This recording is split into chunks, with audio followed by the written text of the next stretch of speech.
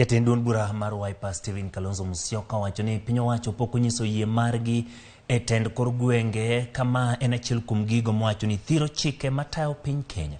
Owacho ni moko kuom chike mowinjo neni jopuonjre oyudo somo nono pok oluweyo makare ka koro chiwo geno ni chikego koro idhiro e od bura gi moko kuom jo od bura kotelne kod seneta ma Kitui Enokwambua.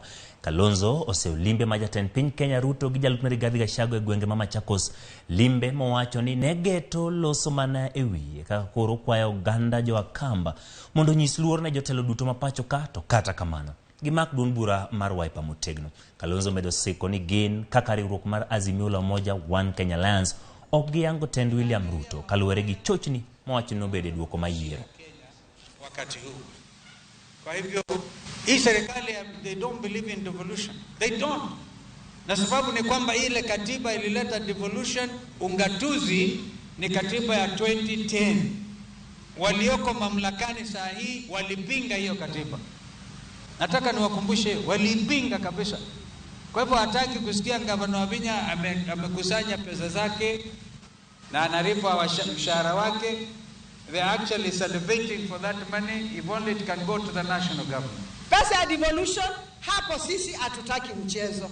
Kwa sababu sisi ndio tunabeba watu wengi. Huku kwa ground kuna shida mingi. Na ningeomba Senate waangalie, wafikirie sana hii mswada wameangusha ya kukataa kuongeza county pesa. Sisi tunataka county ziongezwe pesa, na tukiongezwa pesa sisi kama pia magavana tujikakamue tuokote pesa. You cannot just rely on the national government.